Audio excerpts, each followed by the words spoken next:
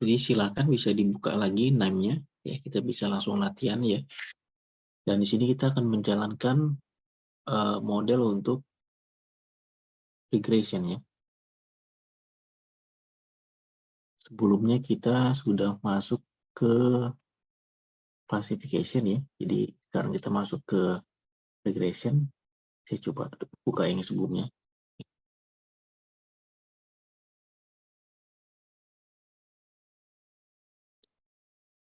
Ya. Ini sebelumnya kita sudah ada ya. Sekarang kita buat baru lagi. Ya. Klik new.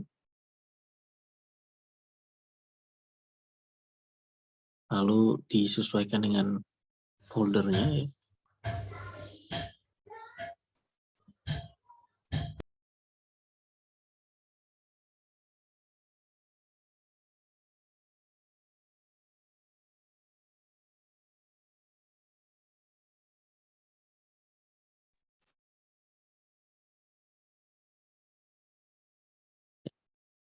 Nah, sekarang kita menggunakan datasetnya Boston Housing ya. Jadi kita mau memprediksi itu harga dari properti berdasarkan fitur dari unit propertinya dan juga lingkungannya gitu ya.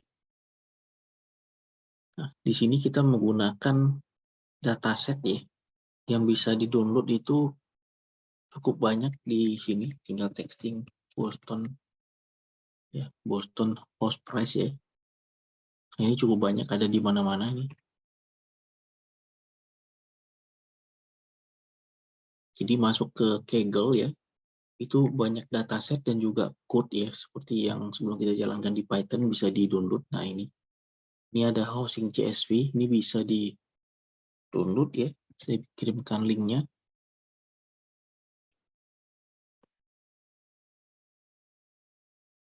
Saya sudah ada, saya tidak perlu download lagi, silakan bagi yang ini mendownload. Nah, kalau sudah, kita akan input datanya ya. Seingat saya itu dia datanya bentuknya CSV ya. Jadi kita masukin itu CSV reader.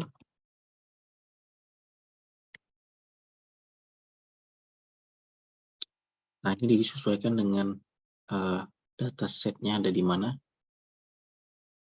Ada di dokumen, di data ya.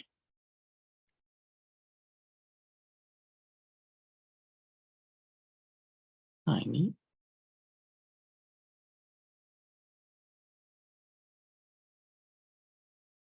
kita kemudian input datanya. Nah, ini Boston Housing ya. Oke. Nah, ini kita cek udah kebaca. Lalu oke. Kemudian kita run ya. Nah, ini sudah kebaca datasetnya. Dan seperti biasa, kita bisa menampilkan sekarang dari sisi statistik deskriptifnya ya. Nah, type aja statistik. Di sini ada statistik, kemudian ada ada correlation ya.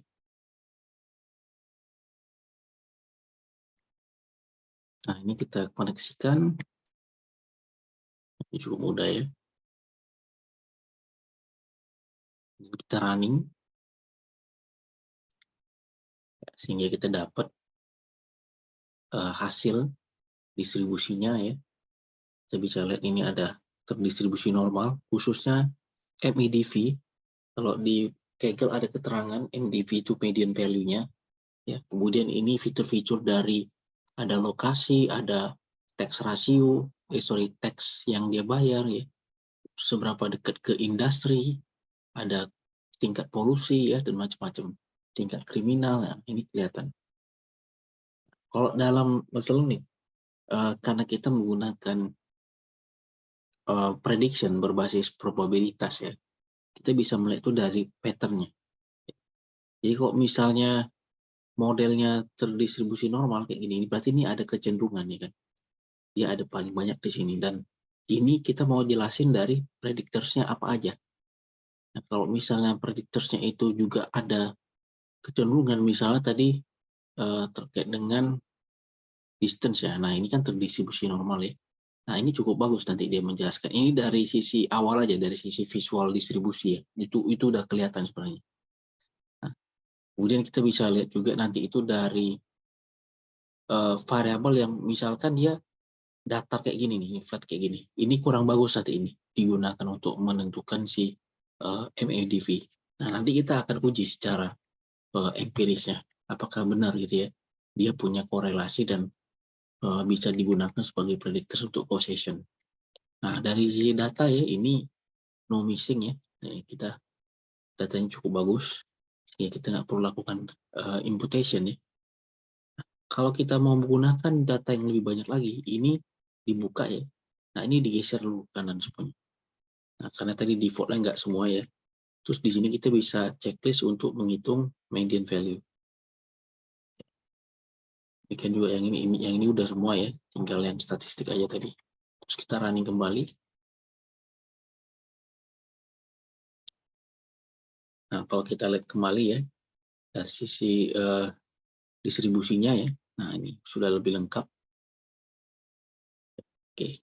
Nah, sekarang kita masuk ke partitioning ya. Karena kita mau membuat model training sama model testing gitu ya.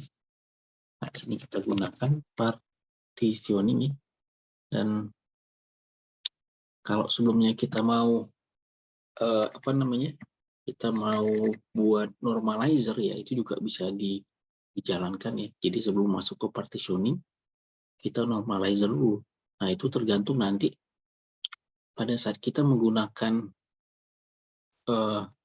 data prediction-nya, apakah yang data yang mau kita predik ya, data kita predik berdasarkan trend model, itu nanti menggunakan normalizer apa enggak gitu. Saya coba cek dari data yang akan kita predik nanti. Tadi ada di dokumen, kemudian nah ini dokumen-dokumen ya, kemudian ada di data. Nah, di sini kita bisa buatkan nanti data yang lain yang kita rubah-rubah dari dataset yang awal. Sehingga kita mau tahu kalau kita predik dengan data itu kira-kira berapa ya hasilnya gitu. Apakah mendekati ini atau enggak nih. Ini kita ambil contoh dari data awal ya. Nanti kita bisa ganti-ganti angka yang di sini diganti yang ini. Kita mau cek apakah bisa nanti diperlihatkan angkanya berapa gitu ya. Nah, kalau di sini ini tidak dinormalisasi ya. Jadi kita nggak perlu normalisasi. Tapi in case kalau misalnya variabelnya cukup jomplang dan kita mau menghindari ya terjadinya incompatibility dalam membandingkan koefisien, maka kita lakukan normalisasi. Dan normalisasi ada tujuan lain kalau dalam statistik, termasuk dia menghindari ada beberapa asumsi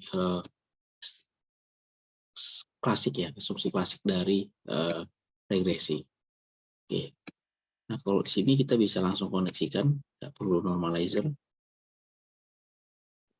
Lagi kita running ya. Nah, ini cukup mudah lah ya. Ini kita tinggal pilih model. Nah, untuk regression ya, kita type regression ini cukup banyak modelnya. Ya. Kita bisa mulai dari yang paling sederhana ya, dengan linear regression. Nah, di sini pilih linear regression learner ya. Dan juga di sini ada predictors-nya. Terus kita bisa gunakan nanti polinomial juga ya. Lalu di sini ada regression predictors. Nah, ini dikoneksikan data training, keluarannya model ya. Model digunakan untuk mendetek data testingnya ya. Nah, ini udah sesuai, ini MEDV ya. Nah, ini udah digunakan semua variabel. Klik OK.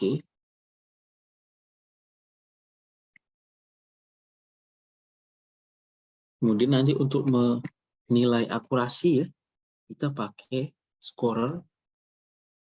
Nah, terus yang ada namanya numeric scorer ya. Itu bedanya dia dengan si klasifikasi. Kalau klasifikasi dia nggak perlu pakai numerik, dia scorer biasa ya atau JavaScript. Karena nanti di sini keluarannya itu dalam bentuk R square. Ya, nah ini kita sesuaikan. Jadi ini kita bandingin antara data actualnya, yaitu yang MDV dengan hasil prediksi. Karena kita mau menilai residual, seberapa dekat atau seberapa jauh, ya kan, hasil prediksi kita dengan data actual. Nah, ini kita running, sehingga kita bisa mendapatkan akurasi dari modelnya. Nah, ini didapat 65% ya, 65%. Ini oke. Nah, terus kita bisa juga memperlihatkan model lain ya. Nah, ini kita koneksikan di sini. Kalau kita gunakan polinomial gimana gitu kan? Di sini double klik ya. Kita bisa gunakan, let's say, asumsi awal pangkat 2 dulu ya, pangkat 2. Ini udah sesuai MEDV. Kita running.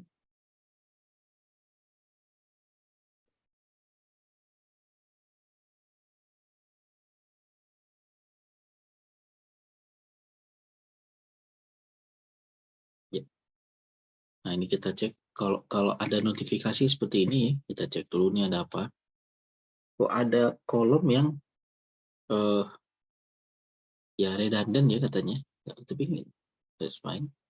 Kalau kita mau keluarkan tadi yang casnya,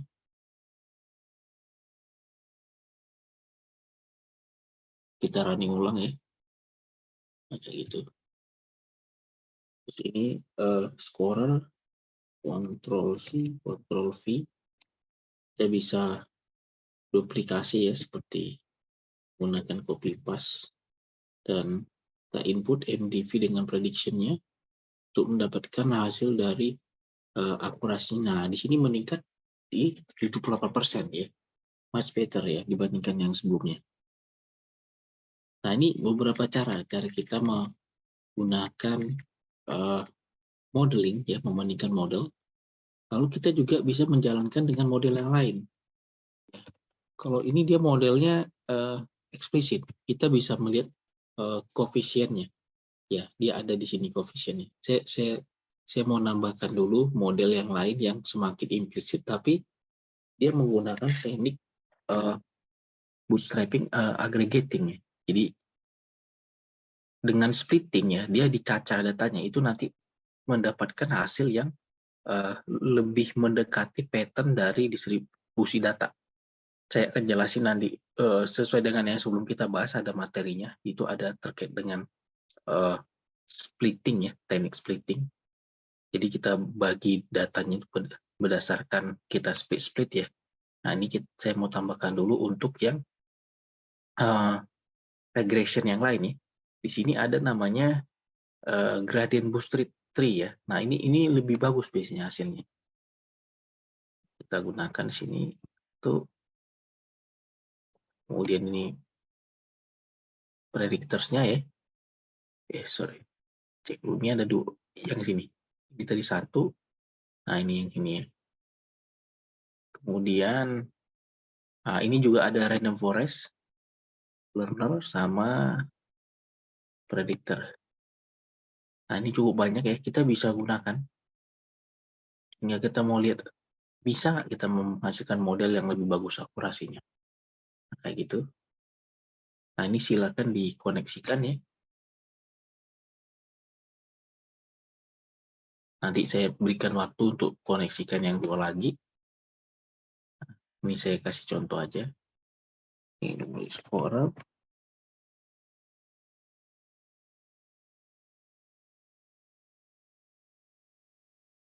Kita double klik ya untuk menginput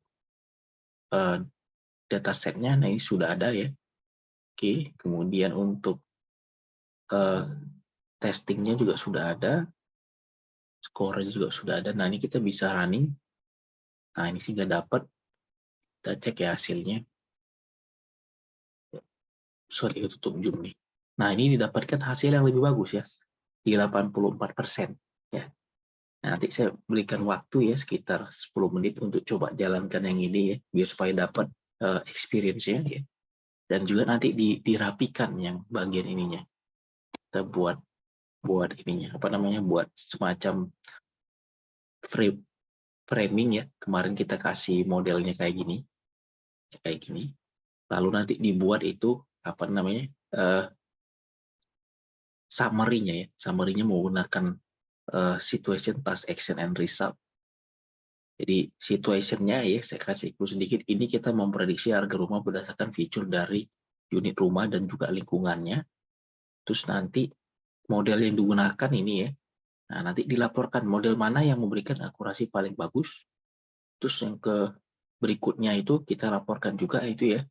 Itu variabel mana yang memiliki korelasi. Nah, ini kita bisa lihat di rank correlation ya. Tadi MEDV. Nah, ini ada variabel yang negatif ya, yang warna merah, dan ada yang positif yang warna biru ya. Nah, kita bisa report di situ. Terus yang terakhir itu kita bisa memperlihatkan itu pengaruhnya. Ya, pengaruhnya seberapa ini. Kalau dari linear regression itu kelihatan dia eksplisit ya. Nah, ini kelihatan nih koefisien eksplisit. Kita bisa perlihatkan kalau tadi misalnya yang berpengaruh ya secara korelasi ya, bukan berpengaruh, berasosiasi dulu ya. Sebelum kita uji pengaruh. Nah, kita bisa perlihatkan di sini. Itu nilai yang paling tinggi correlation-nya itu diantaranya krem minus 0,5, 57 ya, 56. Nah, diantara itu adalah LSTM ya. Nah, LSTM itu yang berpengaruh negatif, sementara yang positif itu ada di RM ini jumlah ruangan ya, room ya, 0,6 ya. Nah, ya kita bisa cek nih LS stat sama RM ya. Kita cek di hasil dari koefisiennya, kita perlihat dari sini dari p-value ya. Kalau tadi itu berkorelasi, sekarang kita cek causation-nya. Ya. Nah, di sini RM ya, yang p-value-nya di bawah 0,1 ya, artinya dia signifikan. Ya. Jadi ini p-value ini batas threshold ya, kita terima nggak dia sebagai predictors yang menjelaskan si dependent variable, that means itu adalah median value. Ya. Kemudian di sini ada LS stat ya, di sini juga dia di bawah 0,1, dia signifikan gitu ya. Kayak gitu. Jadi kita bisa lihat. Jadi ini terkonfirmasi yang berkorelasi tadi cukup besar pengaruhnya, apakah positif negatif, itu terkonfirmasi di p-value-nya dia juga signifikan ya, menjelaskan di MEDV. Ya. Sementara ada variabel lain yang nggak signifikan ya, diantaranya misalnya cas sama industri ya. Nah, ini soalnya di atas 0,1 ya. Nah, ini dari linear. Kemudian kalau dari polinomial ya, nah kita juga bisa dapatkan variabelnya ini ada pangkat 2-nya, pangkat 2. Kalau nanti mau diganti pangkat 3 silakan di double klik di sini ya. Nah, ini diganti bisa pangkat 3 ya. MDV ganti pangkat 3. Selanjutnya ini coba silakan dijalankan ya buat latihan. Saya berikan waktu sekitar ya 10 menitan ya. Kok saya nanti cepat jalannya sesep. Nah, terus nanti selanjutnya dirapikan ya, modelnya kayak gini. Kita buat itu semacam grid metanode ya. Di sini kita bisa buat itu linear regression ya misalnya. Nanti ini di running kembali. Nah, sehingga nanti kita bisa sederhanakan. Lalu ini silakan dikasih frame ya. Dijelaskan tadi ini data understanding-nya ya. Kemudian nanti di sini ada business understanding ya dan sebagainya menggunakan yang CRISP data mining. Nah, ini dibuat storytelling-nya. Nah, tujuannya agar siapapun nanti yang ngebaca ya atau kita jelasin dia lebih mudah memahami apa yang kita jalani di sini dari sisi workflow-nya sama dari sisi hasilnya ya. Nah, nanti ini dijalanin menggunakan data preparation misalnya kalau memang ada. Kalau tidak ada berarti masuk ke tadi partitioning itu sebagai bagian preparation ya. Kemudian masuk ke modeling ya. Lalu di sini masuk evaluation dan terakhir nanti kita akan jalankan untuk deployment-nya ya. Jadi deployment nanti kita akan predik seperti yang case sebelumnya ya. Nanti deployment-nya di sini let's see. Nah, silakan nanti untuk deployment ya itu bisa dijalankan juga ya. Karena yang tadi itu sebentar banget sebenarnya, sederhana sekali. Nah, ini kita bisa tambahkan untuk deployment dengan menginput PMML, ya PMML, dan input tadi dataset yang ingin kita predik ya. Saya akan kirimkan di grup WhatsApp ya untuk data yang ingin diuji ya. Nah, itu ada Boston Housing Test. Oke, saya akan share kembali. Jadi di input lagi kayak di sini ya, pakai CSV ya, kemudian tadi ada PMML ya. Di sini kita bisa copy ya CSV-nya, Ctrl C, Ctrl V. Nah, ini di input dataset yang baru, yaitu data testing.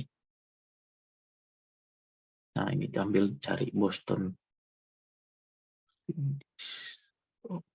Nah, ini sorry. Oh, data testingnya dalam bentuk Excel ya, kayaknya Excel. Kita ganti Excel.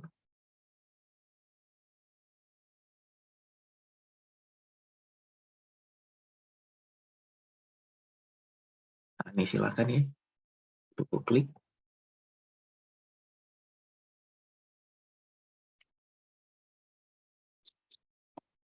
Main data, tapi jadi. Oh, ini nih. Oke.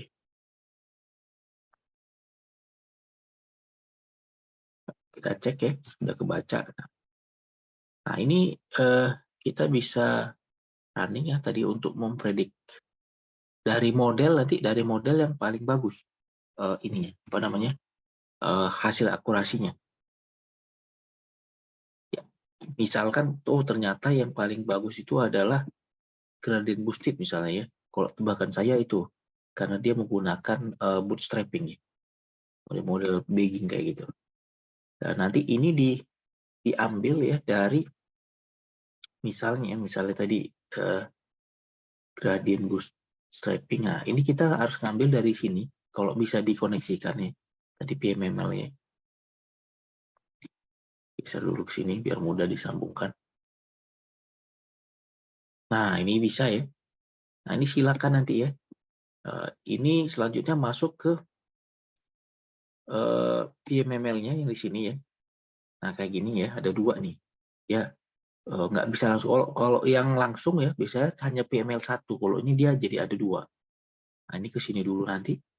Baru ini ke sini gitu ya. Nah, ini dibandingkan nanti ya. Saya udah kasih clue-cluenya.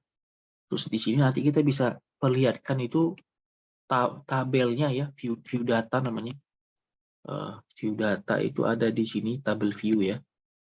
Terus kita bisa perlihatkan juga nanti dengan koordinat plot ya, untuk melihat korelasi dan tren dari predictor terhadap dependent variable-nya, yaitu median value.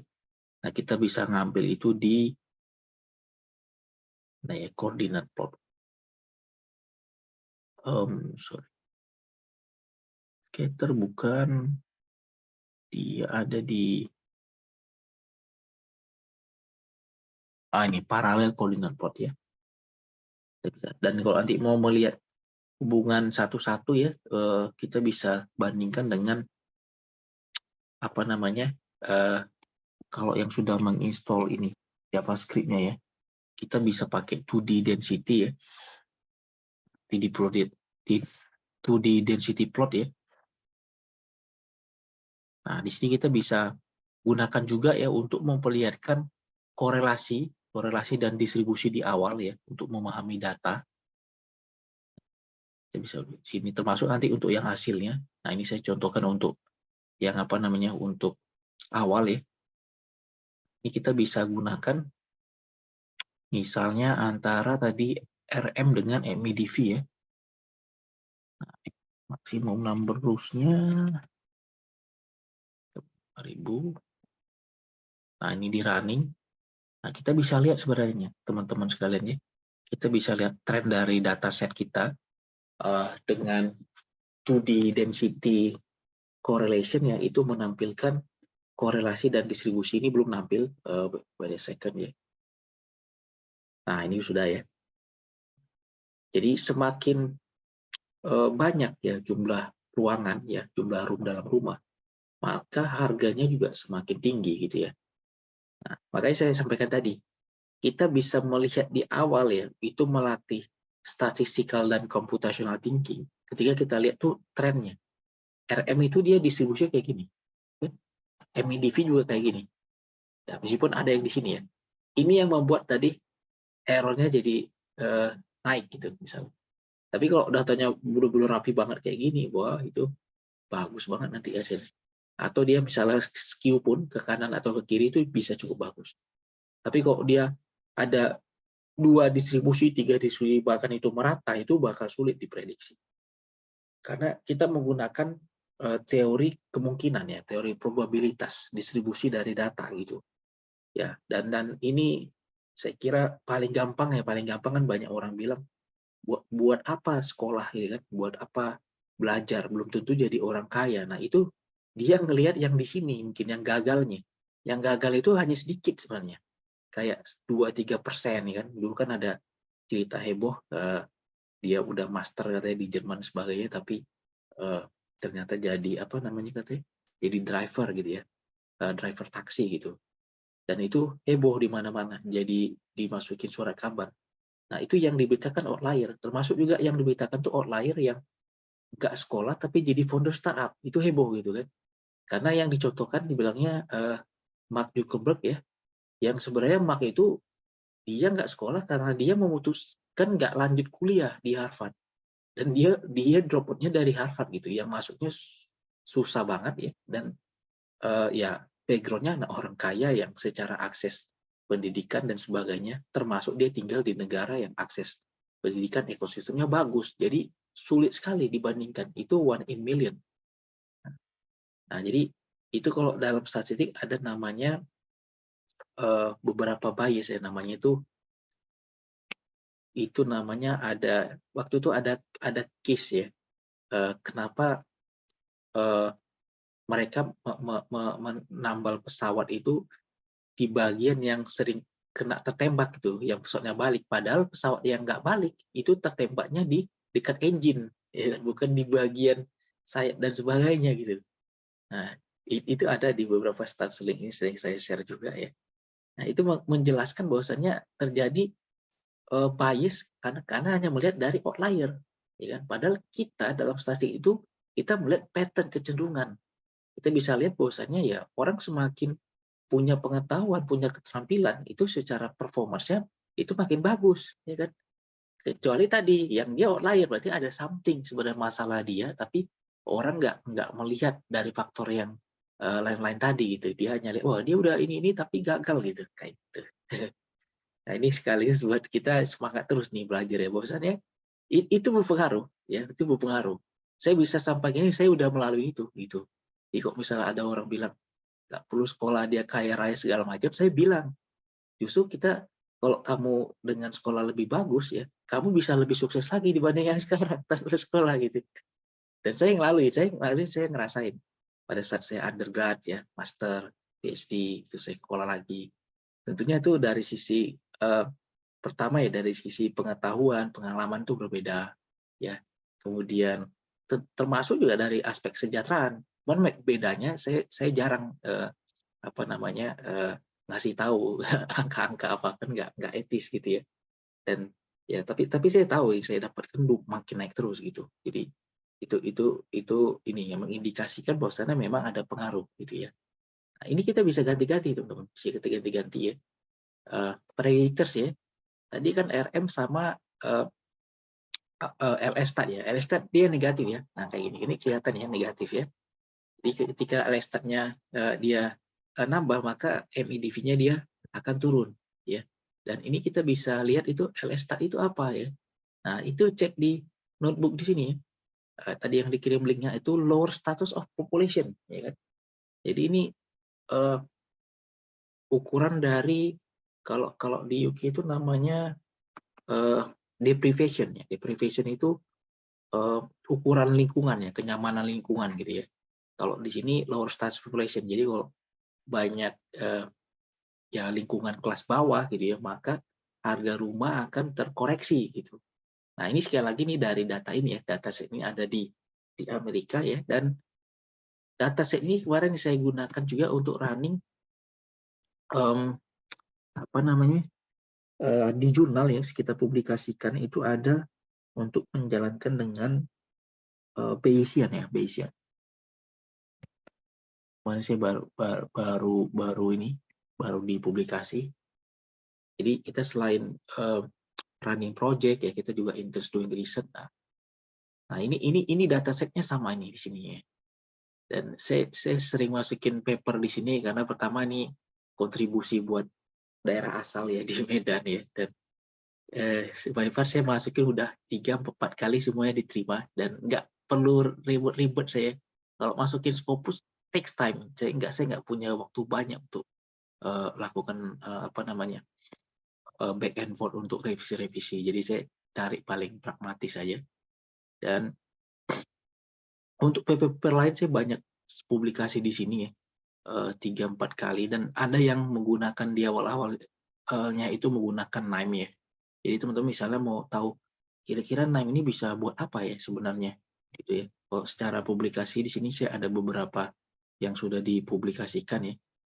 Kita lihat dari tahun 2021. Nah ini kebetulan saya dapat cukup bagus di sini. Mana ya? Ini 2022, sorry 2022. Saya mulai aktifnya di 2022 ya. Ini buat dapat gambaran kira-kira dengan NIME kita bisa buat apa aja gitu kan. Nah ini kita bisa predik misalnya apakah perusahaan eksplorasi migas itu dia akan melakukan kegiatan eksplorasi apa enggak ini berdasarkan data-data eksplorasi. Nah ini teman-teman bisa dapatkan nih papernya.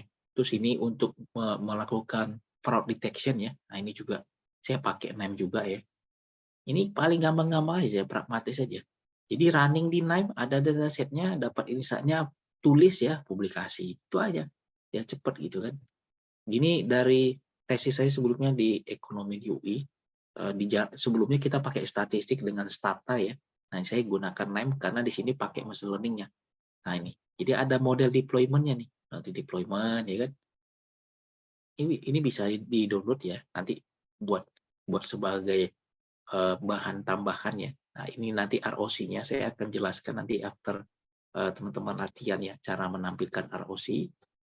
Lalu ini case untuk yang deep learning. Nah kalau ini beyond our scope ya. Tapi bagi yang mau belajar tentang deep learning itu sedikit lagi. Karena ini hanya mengubah algoritmanya aja. Ininya sama, kita pakai correlation heat map ya. Kemudian, nah ini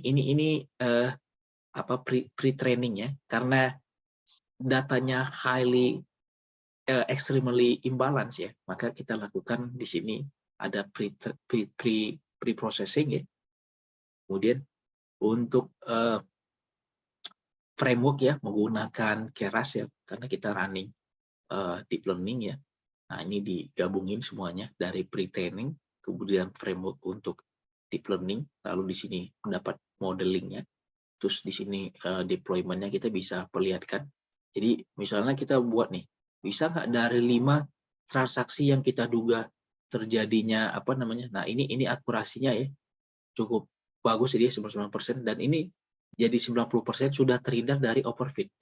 Nah, karena kalau misalnya datanya hanya 2% yang fraud, 98% dia non-fraud legitimate. Sehingga kalau tanpa dilakukan pre-processing ya, dan tanpa deep learning itu cenderung nanti dia overfit. Dia cenderung nggak kedetek gitu. Nah, di sini kita bisa perlihatkan dari 5 dataset yang kita duga ya, itu dia bisa deteksi 2. Bisa deteksi 2 yang terjadi fraud. Nah, jadi cukup bagus sehingga kita bisa menghasilkan model yang memprediksi dia fraud. Nah, ini hasilnya. Ini kita tampilkan pakai table view, ya. Sini ada table view-nya. Nah, ini jadi kita bisa running tuh yang Python script macam-macam itu di NIME. Ya. Kita sudah di sesi ketiga ya, sudah pakai Python ya. Mungkin bit complicated buat teman-teman yang baru belajar, tapi nanti ketika mulai jalanin ya dengan data-data set yang ada di kantor ya, mulai dapat experience ya, mulai dapat nih sense ya, ternyata bisa kayak gini nih ya, itu akan lebih mudah. Ya. Dan cukup banyak paper yang saya jalanin menggunakan NIME ya, itu ada di Scholar. Sangat praktis ya kan. Ada datasetnya ambil di Kaggle aja. Karena orang bilang, saya kesulitan publikasi datanya, nunggu datanya. Aduh, jangan lama-lama kita nunggu data.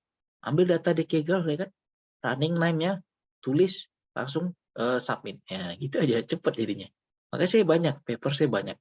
Secara jumlah, cuman memang secara kualitas publikasinya, itu memang PR ya kan. Saya harus masukin nanti publisher yang lebih bagus lagi. Tapi sekali lagi, itu tentunya akan demands dari sisi waktu ya kan. Nah ini pinter-pinter kita, kemarin saya menarik juga tuh yang dibilang ada salah satu entrepreneur ya, atau ya entrepreneur, dia bilang tuh uh, orang pinter dan bijak tuh dia bisa tahu ya kan, kira-kira mana yang dia bisa kerjain, mana yang dia belum, tunda dulu, jangan dikerjakan langsung. Jadi kita lihat skala prioritas. Kok saya sekarang cukup banyak untuk pitching project dan ngerjain project, makanya apa yang kita bisa jalani kita jalani dulu, dan kita jangan langsung bandingin kita langsung dengan orang lain, jangan ya kan. Saya mungkin dibandingin sama yang usia yang sama ya, dan dia ngajar aja sama riset aja mungkin publikasi dia lebih banyak ya kan, tapi sekali lagi saya nggak bisa bandingin langsung dengan dia. Seharusnya bandingin kita dengan kita sebelumnya 10 tahun yang lalu. Yang jelas 10 tahun yang lalu saya nggak ada publikasi kayak gini, sekarang udah ada ya. Masalah tadi ada PR misalnya, kualitas publisher harus lebih bagus ya, itu betul ya kan. Tapi kita bertahap. At least secara produktivitas itu cukup banyak ya kan. Nih ada udah 40 paper. Nah, itu silakan teman-teman ya. Jadi itu sebagai eh, lesson learned ya. Jadi kita kalau mau bandingin, kita jangan sama orang lain, jangan sama siapapun. Bandingin kita dengan kita sebelumnya.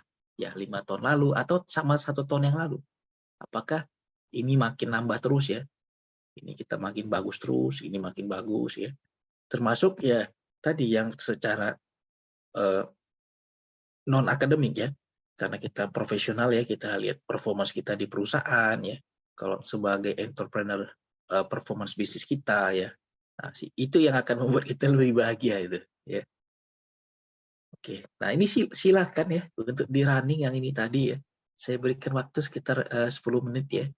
Nanti sambil dibuat juga storytelling sehingga kita bisa selesaikan untuk yang regression, dan kita akan masuk nanti sedikit untuk yang classification, menampilkan ROC-nya ya.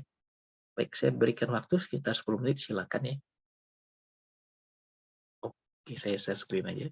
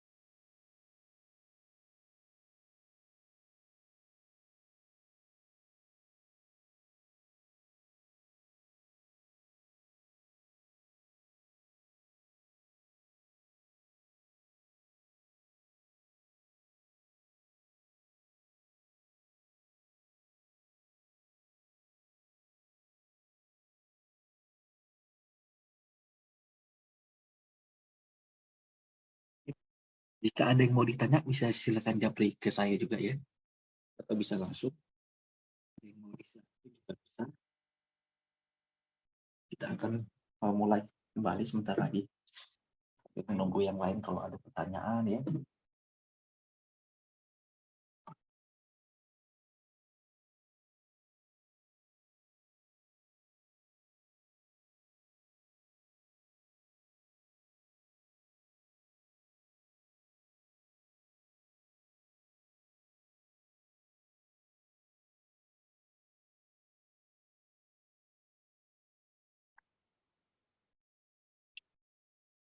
Ya oke, kita lanjutkan ya. Ini kalau cepatnya makin familiar nanti ya. Kita bisa langsung koneksikan ini di sini. Nanti file bisa kita bagikan ya. Terus model masuk ke model. Terus koneksikan dengan data testing ya.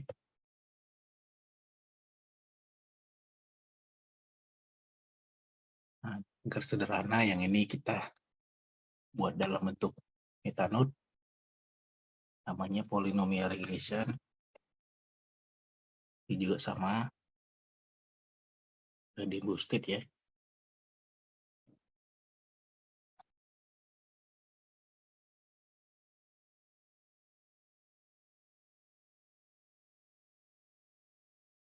The forest. Dan terakhir adalah tree ensemble.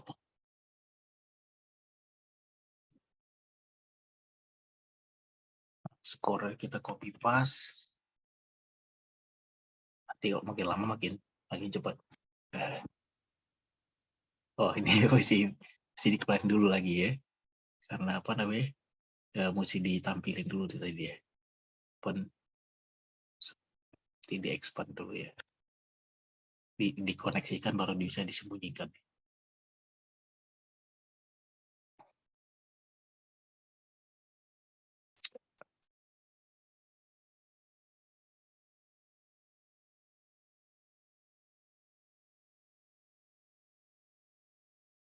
Cek ya, udah sesuai MEDV yang jadi prediksinya ya, yang akan diprediksi atau dependent variable ya. Running.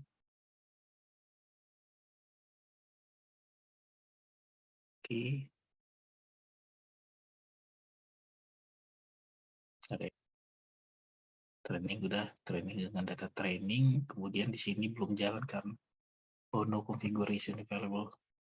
Ini benar, MEDV. Terus, oh ini mesti diklik OK dulu. Ada beberapa dia mesti klik OK baru dia bisa running ya. Nah, kita buat kayak gini.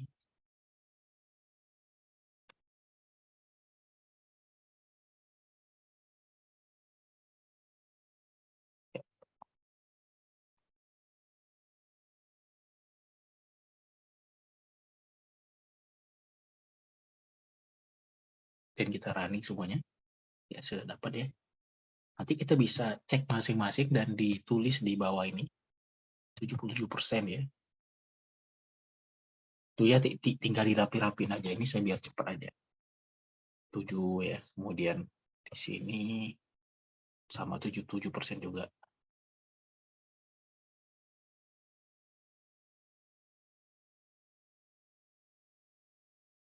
Bener ya. Gradient boosted paling tinggi. Itu karena dia menggunakan splitting ya. Jadi datanya tuh dicacah, diambil nilai tengahnya sehingga dia mendekati dengan pattern datanya gitu. 8, yang awalan 68 something, 65 ya. Perfect. Nah, terus kita bisa koneksikan ke sini ya.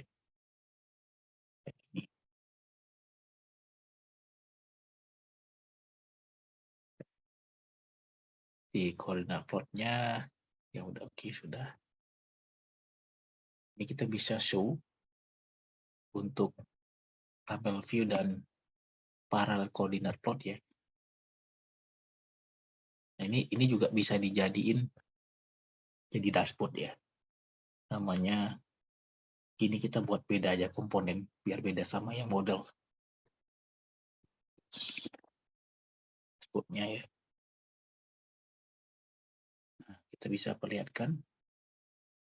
Nah, ini harga yang kita predik nih, ya kan? Deket banget, close banget ya, close dengan real value. 16,5, 16,7, 18,9, 18,2 ya. Ada beberapa yang agak beda memang ya, 22, 20 kita prediksi. Itu wajar ya, karena itu bagian dari tadi akurasi kan nggak mungkin 100%, jadi ada residual. Tapi dia close dengan hasil prediksi. Terus kita bisa lihat juga dari parallel coordinate plot ya. Ini kalau teman-teman mau menyederhanakan, kita tampilin yang benar-benar tadi secara empirical dia berpengaruh.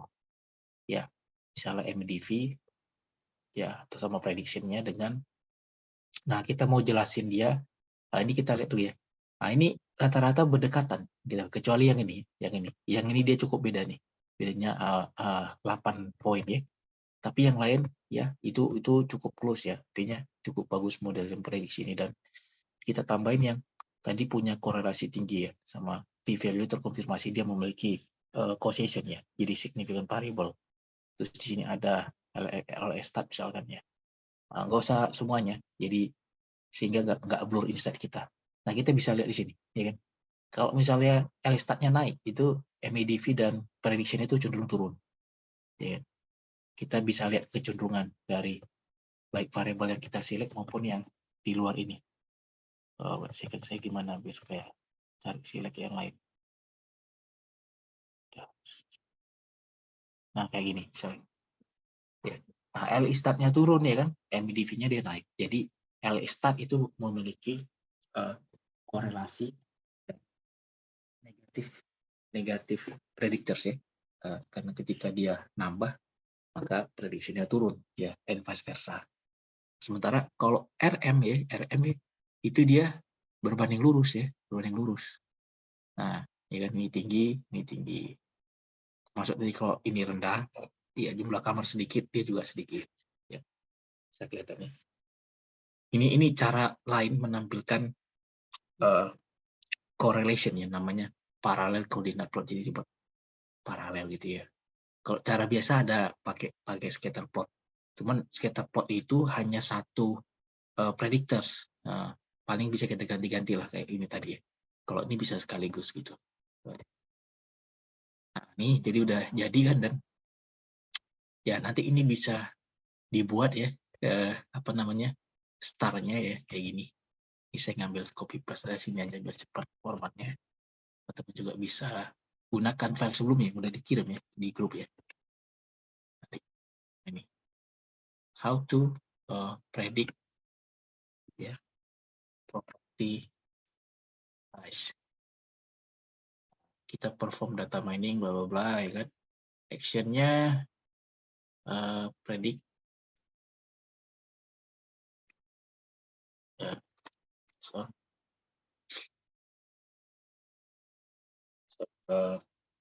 features ya.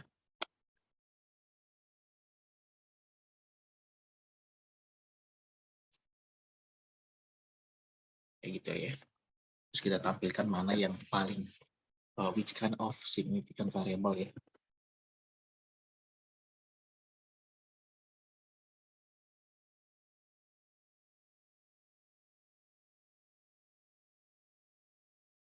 Oke. Resultnya tadi kita bisa tampilkan ada 2 tadi. Itu ada RM sama tadi satu lagi LS tadi ya. Lower status of population ya.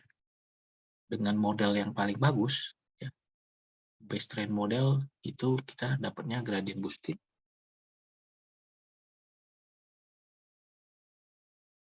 dengan akurasi di 84%. Nah, nanti ini silakan ya. Ini kita sampaikan.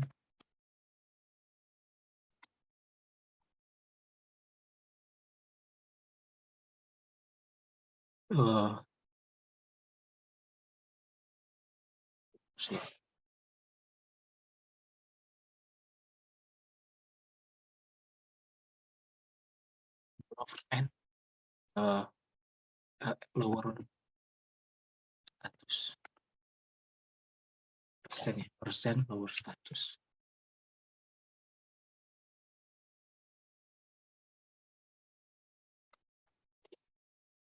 Dapat. Nah, kayak gitu kira-kira cara kita membuat storytelling ya, dan nanti ini silakan di formatnya dirapi-rapin lagi ya, ini masalah format aja, nggak terlalu meter saya kira, dan hanya text time aja. Nah, ini tadi untuk apa namanya, deployment-nya udah dapat ya, deployment-nya. Terus di sini kita bisa tulis bersama juga antara tadi apa namanya, biar supaya enggak, karena cukup kecil kalau dipisah-pisahin ini. Kita bisa buat model and evaluation di sini. Dari data preparation, model and evaluation. Biar ada space di atas.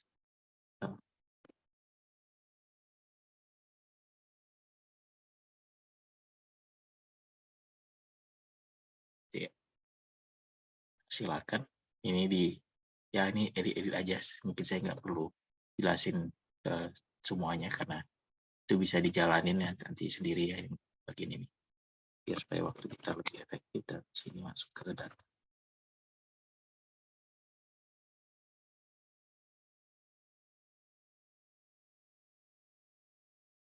Sehingga ini kita bisa sederhanakan lagi space-nya ya.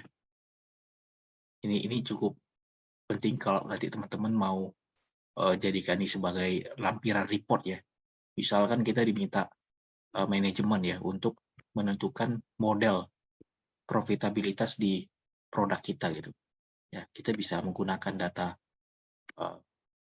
profit margin untuk setiap produk ya yang kita dapat dari transaksi. Kemudian kita jelaskan dengan berapa harga yang kita jual ya. Kemudian jumlah barang yang dibeli di market, lalu COGS ya, cost of goods sales, atau production cost-nya, HPP-nya lah. Jadi biaya produksi untuk per unit barang tadi, termasuk kita breakdown biaya material, labor ya, GE expense dan sebagainya. Terus kita uji ya kan, termasuk fitur-fitur barang, lokasi, customer, nanti untuk menentukan apakah berpengaruh terhadap tingkat keuntungan barang kita. Lalu dengan regresi kita bisa memperlihatkan variabel mana yang paling signifikan menjelaskan profit kita. Sehingga kalau ternyata yang paling bersingkat itu adalah pricing, maka strategi kita itu adalah pricing strategi, ya kan? Atau kalau misalnya ternyata yang paling signifikan itu adalah cost, berarti cost kita ketinggian nih, berarti kita cost efisiensi, jangan ketukar-tukar gitu kan. Banyak kan saya perhatikan kalau dulu ya sebelum banyak data science macam-macam itu terbalik-balik gitu di perusahaan ya kan. Kita udah habis-habisan melakukan cost efisiensi tapi direksinya masih aja terus-terusan melakukan cost efisiensi karena itu yang paling mudah sebenarnya cost efisiensi, dia hanya ngurang-ngurangin biaya gitu. Yang itu within control dia dan kurang inovatif sebenarnya itu lebih ke process improvement ya, lebih ke manajemen operation jadinya. Padahal kalau dari konteks strategi ketika biaya yang kita kurangi udah level yang paling efisien misalnya, kita kan hanya mengurangin variable cost ya kan.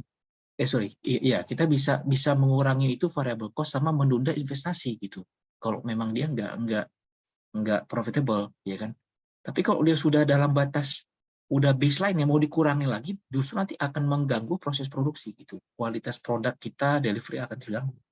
Justru harusnya ya kan kita cek, oh ternyata yang bermasalah bukan cost, tapi dari sisi price kita nggak kompetitif ya. Nah, sehingga nanti masuk ke pricing strategi ngapain? Nah, harusnya berarti kita lakukan misalnya repositioning market kita. Apa benar segmen market sekarang itu yang paling tepat gitu ya penjualan kita? Gimana kalau kita geser ke segmen industri misalnya atau segmen government ya kan? Jadi dari B2C ke B2B sama B2G ya kan? Jadi segmen market berubah atau nanti lokasi kita ganti. Oh jangan jual di sini. Kalau kita jual di tempat yang jarang orang ya kan itu tingkat pembeliannya lebih rendah. Nah itu berarti dari sisi positioning ya kan? Positioning location sampai nanti positioning produk ya, kita bisa diversifikasi produk kita, jadi antara produk sama market kita bisa reinvent sehingga pricing-nya itu lebih kompetitif. Nah itu contohnya, dan itu case real yang saya jalan di ada di perusahaan ya, waktu itu saya juga di interview ditanya, dia ceritakan kami nih profit marginnya stagnan padahal pertumbuhan sales kami naik terus gitu.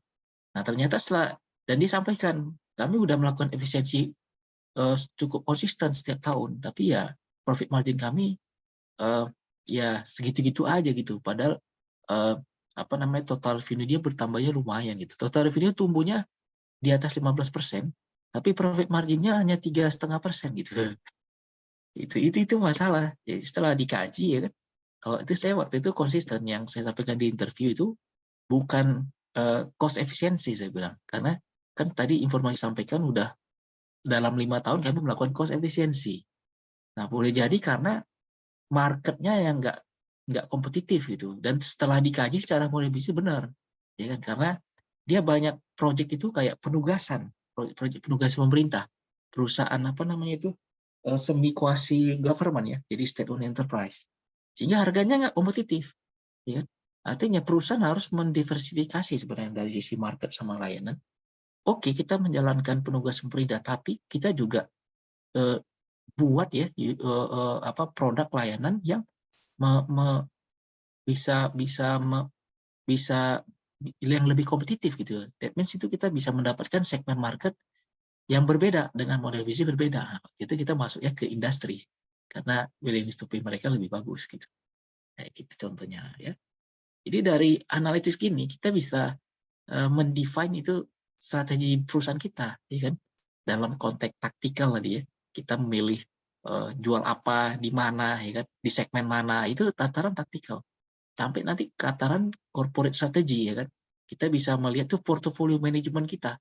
Ya, kan misalnya kita punya data-data tadi, ada kita misalnya dia jual A, jual B, jual C dan macam-macam, terus kita punya anak perusahaan, kan pilihannya apakah kita mau launching produk baru atau kita optimalkan investasi kita di anak perusahaan ya, itu kan kita bisa bandingkan tuh masing-masing return-nya.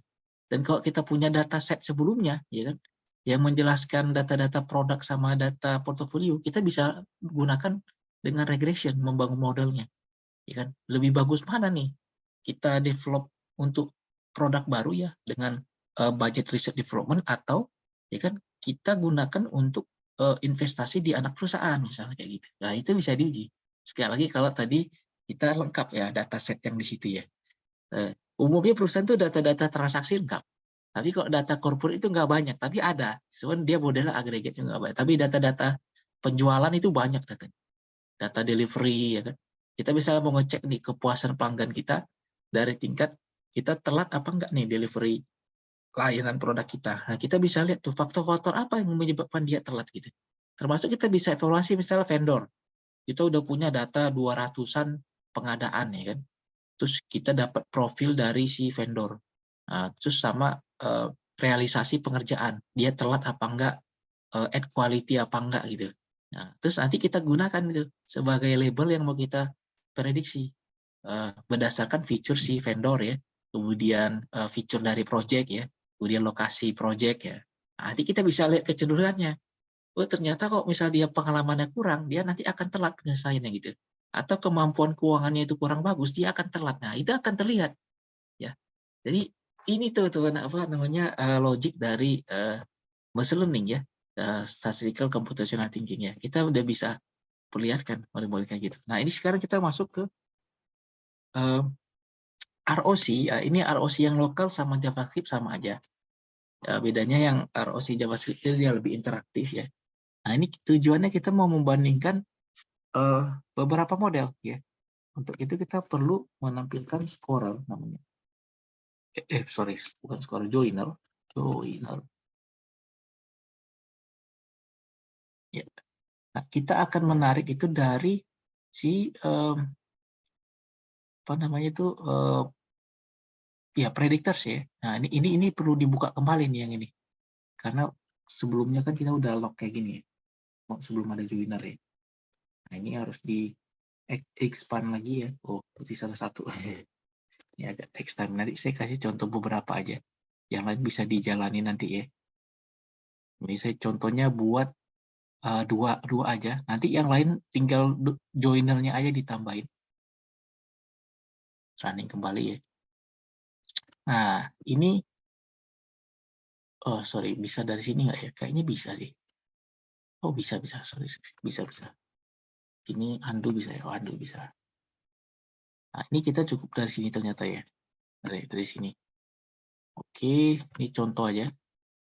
Nanti kalau mau lain tambah lagi joiner di sini. Nah, kita harus make sure ya pada saat kita join itu datanya nyambung. Add matching criterion ya. Biasa kita punya data ID, kalau di case ini agak unik, kita bisa dapatnya dari pun ya sama area code. Nah, ini kita harus make sure ya ini dia matching ya, variabelnya dapatnya nemu gitu ya. Karena tadi dari dataset yang sama ini nggak ada isu.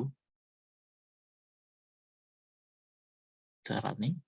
Nah, terus untuk menampilkan di ROC, terkadang kita harus rename dulu biar supaya namanya familiar nanti kita ini kolom rename something ya. Nah, kita bisa ganti-ganti kolom rename ya. Double klik. Nah, kita cari itu yang sudah dikasih label sini ya. Itu ada, wait a second, saya tampilkan lebih gede. Random forest tadi sama decision tree ya. Oh, ini case yang klasifikasi gitu sebenarnya, random forest. Nah, ini pilih yang ada angka sama dengan satunya nih. Sama dengan satu nih. Ini agak quite tricky ya. Nah, ini double klik. Nah, ini double klik ya. Nah, kita bisa ganti ini untuk decision tree. Karena tadi kita singkat aja biar cepat ya. Forest.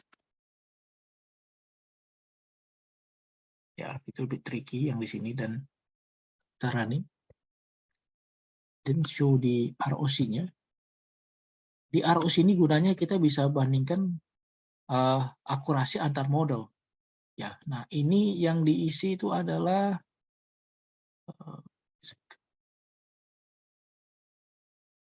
ini data cennya, sehingga saya cennya. Nanti kita lihat aja hasilnya. Dan ini diisi yang positif kelas ya. Oke. Terus ini nggak semuanya, karena kita hanya nampilkan tadi yang udah kita ganti namanya. Ada decision tree dengan random forest. Oke, kita running show. Nah, kayak gini ya. Nah, ini dapat nih. 088, 0,88 ini ya.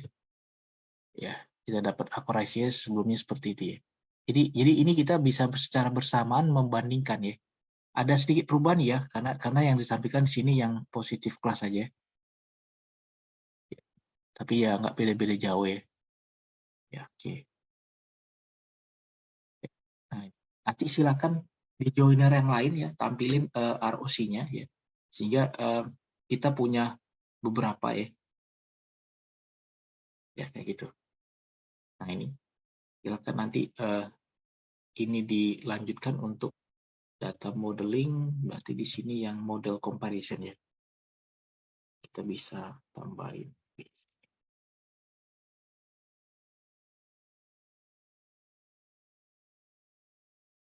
Nah, nanti kalau yang lain perlu tambah joiner baru digabungin lagi, gitu ya.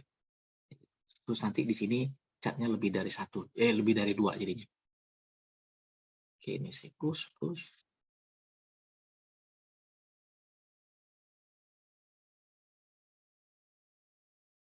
Kalau ada yang ingin ditanyakan silakan ya. Ada yang mau dibantu langsung ya. Jangan sungkan-sungkan ya. Not hesitate ya, bisa langsung question aja ya.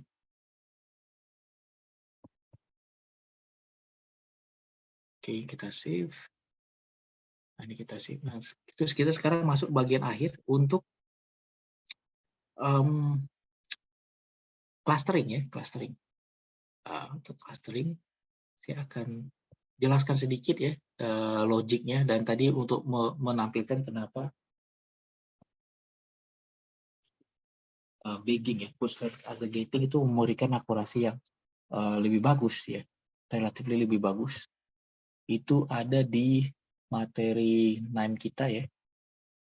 Materinya sama untuk yang guidance-nya ya, pakai PDF yang sebelumnya. Saya ada di NIME ya, kemudian itu ada di handbook something ya reference. Nah nanti bagi yang ingin belajar yang lain, ini bisa didapatin ini gratis ya, aksesnya itu ada semua di NIME. Nah buat yang mau belajar lebih banyak tentang NIME ya lebih dalam itu ada namanya NIME Hub ya. Nah ini lengkap banget semua ya, dan kita mudah sekali, hanya drag and drop kita bisa dapatin itu workflow ya, termasuk data-data set di dalamnya. Ya, misalnya teman-teman mau belajar apa ya? Misalnya, saya mau running deep learning gitu. Buka ini deep learning-nya ya. Terus buka ini misalnya dipakai framework Keras ya. Terus kita mau klasifikasi image nih, kayak computer vision ya. Nah, ini bisa buka atau cari yang lain dulu. Ini dia kena di sini, nanti saya coba yang ini misalnya. Nah, ini nanti ya teman-teman, kita bisa download ini. Dulu kita buka di NIME. Ada lagi cara lain kalau yang dia ngasih akses ya, itu lebih cepat lagi. Coba contoh-contoh yang model statistik biasa ya. Nah, ini nanti, ini sama nih. Jadi kita buka kayak gini. Ini langsung drag and drop dia. Jadi kita buka NIME kita, layarnya di sini ya. Nah, tadi statistik kita, termasuk yang deep learning tadi bisa, semuanya bisa ya. Nah, ini cari tanda plusnya. Plusnya tadi mana ya? Dia ada di, kalau secara ini dia, ini yang tanda ini, drag and drop-nya. Nah, ini kita drop ke screen NIME kita. Nanti dia akan copy paste langsung dia. Ya, misalnya tadi untuk yang deep learning misalnya, saya mau jalanin computer vision gitu, ya kan, mau predict to image, misalnya kan, klasifikasi image nih, pakai model deep learning misalnya pakai ResNet nih, ini biasa akurasinya cukup bagus ya, ResNet Inception macam-macam. Ini bagi yang tertarik misalnya belajar deep learning tanpa bikin coding macam-macam ya kan, kita nggak perlu pakai TensorFlow apa-apa, meskipun TensorFlow makin mudah sekarang codenya. Nah, ini kita buka NIME kita ya. Nah, ini di drag and drop. Kalau saya minimas dia, sayangnya dia agak susah saya tadi nemuin kelasnya itu di mana ya. Ini dapat ya. Nah, ini drag and drop ke sini. Ya, nanti dia akan ini kita. Nah, ini cara paling praktis ya. Cara paling praktis kita menjalin. Nah, ini dia akan mendownload yang tadi. Nanti akan dijalani di sini gitu. Tinggal kita make sure ya kan, data-data setnya nanti itu langsung ikut di sini, atau kita harus cari tadi di Kaggle atau di link mana gitu. Umumnya sih datasetnya udah ada di sini langsung. Saya akan gunakan case yang sama ya, misalnya untuk clustering ya, kita cari nih. Misalnya kita mau belajar clustering tapi mau cepat nih, ya kan? Kita cari sini analytics ya kan. Jadi clustering. Nah, ini ada k-means ya. Saya bisa download juga nih. Silakan nih buka k-means ya. Nah, ini di download kayak gini. Nah, pindah di sini. Nah, ini tadi yang ini apa namanya? Ini clusteringnya udah ada ya. Tadi yang deep learning ya. Deep learning tadi namanya apa tadi? Image classification tadi ya. Saya karena ini cukup banyak, jadi kadang susah buka ininya udah. Ini tadi kita kerjalanin. Ini ya, ini sebelumnya. Nah, ini kalau kita mau save as nanti kita bisa simpen di mana gitu ya. Contohnya kita yang mau kita running ini yang clustering ini. Nah, ini cepat jadinya ya kan. Kita save, ada di foldernya udah oke. Sip. Terus kita tinggal running aja nih. Running semua ya. Klik, ini langsung jalan. Ya. Terus kita bisa pelajari datasetnya. Oh, dia running cluster untuk data apa nih? Data iris ya. Jadi ukuran bunga ya, sepal, petal, macam-macam. Terus dia ini masuk kelas mana gitu. Kita mau clustering dia kalau dari dimensinya aja. Ya. Nah, di sini kita bisa dapat nih. Kalau kita buat clustering, kelompokin berdasarkan dimensi ukuran panjang, lebar, tebal ya dari kelompok bunganya tadi. Itu berapa banyak tuh jumlah klasternya gitu ya. Kita bisa pakai k-means ya di sini ya. Ada 3 ya. dan jumlahnya itu 35, 59, 48 ya. Terus di sini ada cluster assigner ya. Nah, kita bisa lihat tuh tadi yang cluster 1, 0, 2 mana aja ya, di baris-baris tadi dia masuk ke mana aja. Terus nah ini ditampilkan dalam bentuk scatter plot. Nah, ini kelihatan nih. Nanti kalau mau lebih modis dikit ya kan, kita bisa pakai yang 3D. Jadi kan 3D, nah ini kalau mau ditambah-tambahin biar lebih bagus ya. Nah, ini pakai yang after color manager atau mau pakai shape ya, ini shape manager. Jadi dia ada color dan patterns ya. Oh, sorry. Coba klik. Nah, ini kita tampilin itu dimensinya. Nanti yang klasternya itu ada di color. Ya, group by column-nya ya kayak gini. Ya, oke. Running, open. Nah, kita cek ya. Nah, dapat nih 3 dimensi dan ini bisa agak gaya-gaya dikit lah, ya kan? Jadi kita bisa ganti-ganti ya. Nah, silakan ya, dari ganti-ganti ya. Nah, itu. Dan kalau nanti pakai data yang lebih banyak ya, misalkan kita pakai data yang ini. Ini saya share aja, bisa di-share juga. Ya, misal kita menggunakan tadi data yang telco itu bagus datanya, cukup banyak orang-orangnya. Nah, ini kita kan sebelumnya predik itu yang churn apa enggak, ya kan? Sekarang kita mau melakukan customer profiling, ya, pengelompokan customer kita berdasarkan tadi fitur-fitur jumlah calls-nya berapa lama, berapa banyak yang dia bayar gitu kan. Saya bisa nggak buat clustering-nya kan? Saya bisa masukin tadi K-means ya. Nah, di sini ada beberapa algoritmanya. Umumnya K-means sama K-means ya. Saya jelasin dulu yang K-means di sini ya. Nah, ini masukin tadi ngambil yang dari partitioning ya. Jadi kita pakai dataset yang sama, ada algoritma untuk classification, ada juga untuk clustering. Nah, nanti kita bisa pisahkan tempat clustering misalnya ada di sini ya. Tadi deployment untuk yang classification ya. Nah, sekarang kita running untuk yang clustering ya. Ini kok cukup banyak, ini memang harus dirapi-rapiin ya. Kemudian tadi dibuat metanode sama ini ya biar supaya lebih bagus ya, biar nggak terlalu. Karena kita jangan sampai gini kan, dashboard ini ya, storytelling ini kan alat komunikasi. Kita nggak mau kayak orang yang nggak terlibat pas dia ngeliat ini udah pusing dua, jangan gitu. Karena kan tujuan kita mau menginfluence dia, ya kan. Kita mau buat itu as simple as possible ya kan, sehingga kita bisa mempengaruhi dia gitu loh. Jadi agak-agak cerdik juga. Kita nggak perlu nunjukin seberapa hebat kita dengan buat mereka pusing, jangan gitu. Justru kita harus mengencourage empati ya, sehingga mereka bisa jadi involved ya, bisa engage dengan hasil analitik ini gitu. Ya ini makanya perlu disederhanain lagi nanti secara tampilan. Nah ini kita running misalnya pakai K-means ya.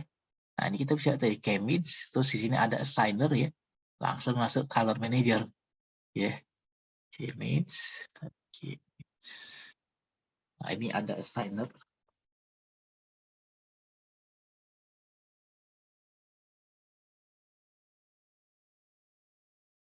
Kita bisa perhatikan ya, ini assigner. Kemudian data yang udah diolah ya, tadi muncul klasternya, itu akan kita visualisasikan. Ini ada color manager.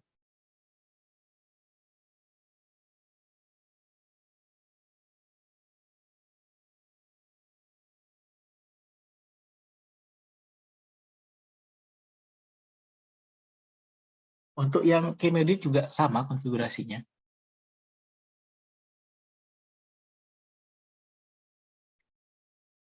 Dan kita kasih 3D ya tadi ya. 3D-nya di bagian sudah install ya. Nah, waktu itu kan saya pernah sampaikan file install ya, cari yang JavaScript untuk visualisasi ya.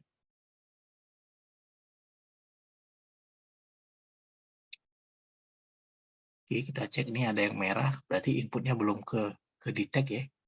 Oh, ini jangan area code ya. Nah, ini kita input itu ada cluster ya. Oke, running. Terus di sini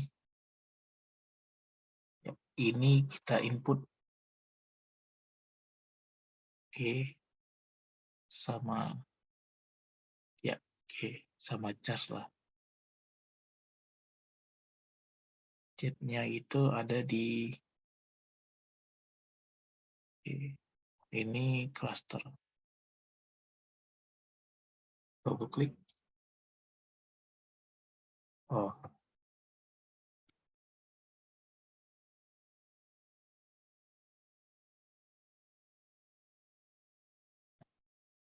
dan ya show the result ya. Nah, kayak gini ya. Kelihatan ya. Dapat nih hasil clustering. Nanti kalau misalnya mau lebih rapi lagi nih karena variabel kita banyak, kita bisa doing dengan dimensionality reduction ya.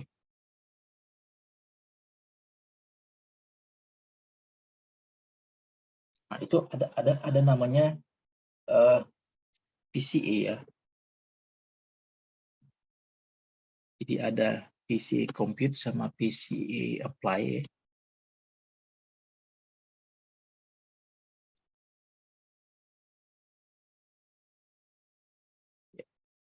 Nah, ini kita bisa tarik dataset kita di sini ya.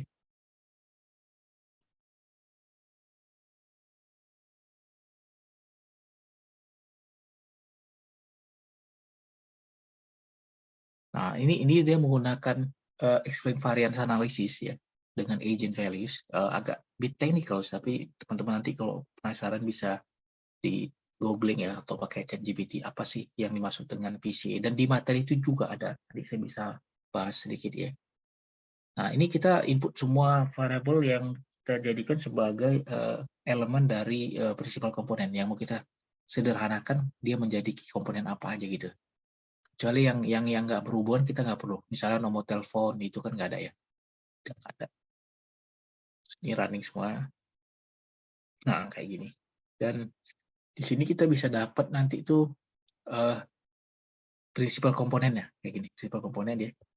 Terus saya coba tampilin yang sebelumnya ya, clustering.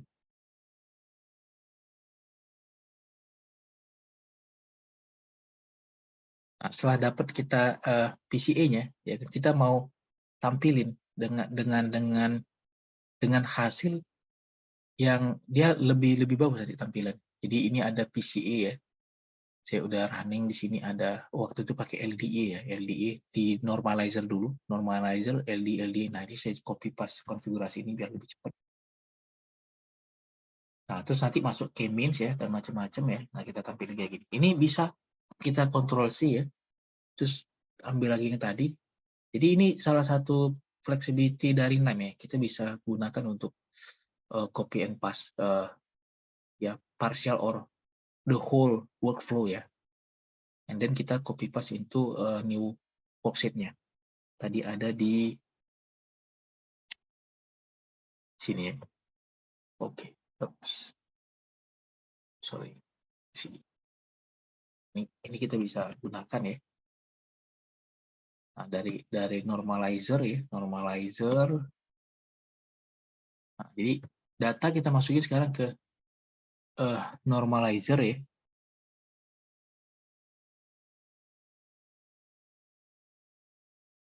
Oke. And then kita cek yang mana mau dinormalisasi. Ya, let's see kita menggunakan min max saja 0 dan 1 ya. Running semuanya. Dan di sini, oh sorry. Ya, ini kita perlu pakai data satu lagi. Berarti ini tadi dari partitioning ya, karena ini kita ada koneksi ke sini ya. Oh, wait a second. Saya coba.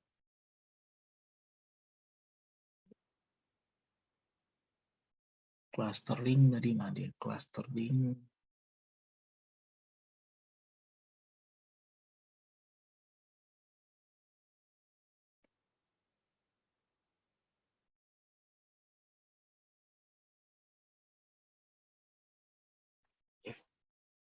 bisa saja ada di sini. Nah, ini juga bisa sama aja.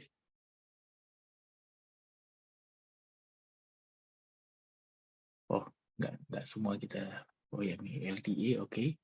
Nah, ini tadi ada, ya, ini kita uji normalizer, nggak perlu partitioning. Kita dataset yang sama ya. Baik. Ya, ini bisa, itu dataset yang sama aja, kita buat langsung tembak ke LTE-nya. Nah, ini sekali lagi tergantung algoritmnya ya.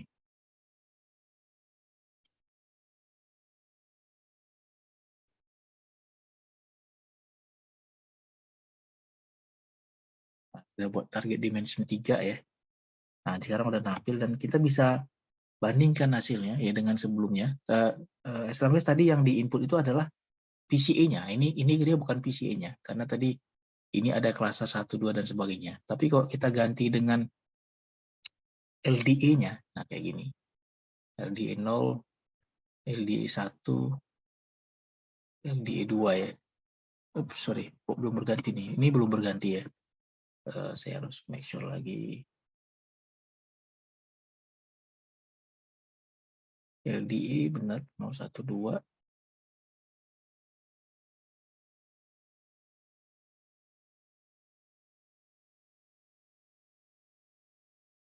Oke.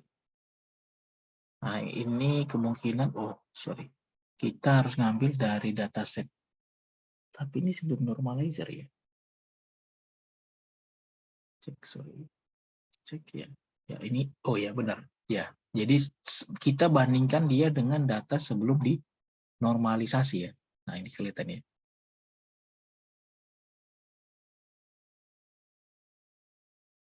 Nah, jadi bukan dari yang sini, tapi kita ambil dari sini, tembak ke sini.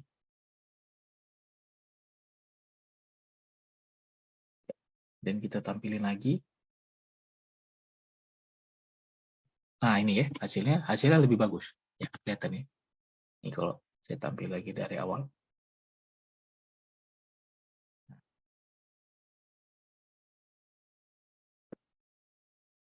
Ya. Karena dia udah pakai LD. Meskipun nanti ini ada pros dan cons. Karena LD ini gabungan varians dari beberapa variabel. Kita nggak bisa baca langsung, tapi secara distribusinya lebih rapi. Sementara kalau yang sebelumnya, kita bisa baca langsung dari variabel yang di sini. Cuman distribusinya dia agak nyampur. Kenapa? Karena dia dibentuk tadi oleh beberapa variabel. Ya, tapi ini kita bisa lihat nih. Ya kan? Misalnya cluster yang warna biru ya kan, dia itu kan cenderung naik charge-nya tinggi, ya, dimensia dia ya ini merata, tidak ada pattern tertentu ya, tapi secara ya naik charge-nya juga nggak ada pattern tertentu, tapi dia berada di sini. Ya, ini cukup banyak datasetnya, jadi agak kabur, agak susah kita ngejelasin karena tadi dia ngeblur ya, dia nyampur gitu. Tapi kalau yang ini jauh lebih mudah kita jelasin karena menggunakan LDA ya atau PCA kita bisa mendapatkan varian komponen ya saya ada begitu. Oke, selanjutnya sekitar 5 menit terakhir ya. Ini kita sebelumnya mulai sampai 2 jam karena sekali lagi waktu itu pesertanya sangat banyak. Kita akomodasi tambah setengah jam. Kalau ini karena sudah mulai berkurang karena nggak semua sampai 6 ya. Jadi kita bisa selesaikan lebih awal. Dan tadi ada waktu yang kita mulai agak terlambat 10 menit ya. Nah, di sini saya jelasin bagian-bagian tadi yang untuk pengayaan ya. Pertama tadi menjelaskan misalnya kenapa regresi dengan bootstrapping itu memberikan hasil yang lebih bagus gitu. Nah, di sini teman-teman bisa lihat itu ada di bagian ini. Nah, jadi dia menggunakan ini ya, splitting kayak gini, sehingga dia akan mengikuti pattern dari data. Nah, itu yang menyebabkan kenapa model gradient boosted tadi memberikan hasil yang lebih bagus. Ya, itu ada contohnya di sini ya, nih regression tree ya. Jadi bootstrapping aggregating ya, kemudian tadi ada gradient boosted, dia menggunakan model kayak gini ya. Jadi ada multiple ensemble. ini dipecah, dicacah gitu ya, sehingga dia akan ngikutin tren dataset kayak gini. Kalau linear regression kan nggak bisa, linear regression ya dia linear. Ya. Kalau polynomial dia bisanya kayak gini aja. Tapi nggak bisa dia kelok-kelok kayak gini. Ini bisa kelok-kelok karena ada splitnya. Ya, itu jawaban kenapa tadi menggunakan itu lebih bagus hasilnya. Terus, nah ini model ensemble ya, dia lebih bagus. Nah ini, kita lihat nih, kalau regression tree ya, dengan regression tree, dia bisa ngikutin nih patternnya kayak gini. Makanya dia lebih bagus. Jadi kalau data kita semakin kompleks ya distribusinya, berarti ada indikasi kita menggunakan tadi yang regression tree. Tapi kalau dia linear aja, pakailah linear regression. Gitu. Jadi nggak selamanya kita pakai linear atau non-linear atau regression tree ya. Terus yang kedua tadi untuk yang clustering. Ya. Untuk clustering itu intinya pengelompokan. Ya. Ada dua algoritma paling common yang digunakan, yaitu untuk K-means ya, sama K-medoids. Bedanya apa ya? Bedanya nanti itu untuk K-medoids itu ketika memungkinkan terjadinya pertukaran objek ya. Jadi kita bisa mengukur nanti ini K-means ya. Nah ini berdasarkan Euclidean distance. Euclidean distance itu kayak Pythagoras tuh, R square ya kan, sama dengan ya R sama dengan akar dari X kuadrat plus Y kuadrat. Nah cuman X-Y-nya ini banyak dimensinya. Mungkin ada 10 variabel gitu. Makanya dibuatnya itu Euclidean distance. Nah kayak gini. Ya. Jadi kita bisa menghitung berdasarkan fungsinya. Bisa Euclidean, Manhattan, macam-macam. Ya, berdasarkan distance. Ada lagi cluster yang lain dia menggunakan density. Ya, density-nya itu namanya density Bayesian. Dan cluster ini sekali lagi sangat sensitif. Tergantung dari input variable yang kita jadikan feature. Contohnya kayak misalnya mobil ini. Kalau feature-nya warna, berarti mobil mainan ini sama-sama warna merah. Kita udah missing. Kita harus masukin misalnya speknya dari sisi engine-nya ya, atau dimensi kendaraan ya, atau tampilannya, sehingga cluster kita benar. Ya. Nah, untuk melihat apakah cluster kita bagus kualitas apa enggak, itu ada siluet. Nah, ini ada tadi di NimeHub ya. Cari nanti siluet, itu ada algoritmnya. Namanya langsung ada siluet koefisien. Di sini juga ada. Ya, di sini. Kita bisa hitung ya nanti dari sisi siluet koefisien. Cari yang mendekati dia 1. Ya, kalau ada beberapa model kita ganti 1. Kalau ini yang pakai looping, ini juga ada di NimeHub ya, bisa di copy paste bagian ini, lalu disinkronisasikan ya, sehingga kita bisa dapatkan nanti loopingnya untuk setiap jumlah cluster yang kita tebak dari 2 sampai 10 misalnya, dia paling bagus siluet koefisiennya itu di angka berapa? Oh di sini ternyata 6 gitu. Maka kita punya dasar kenapa kita buat 6 cluster. Ya kayak gitu. Oke, itu sebagai bagian akhir. Silakan kalau ada yang ingin ditanyakan sebelum kita closing.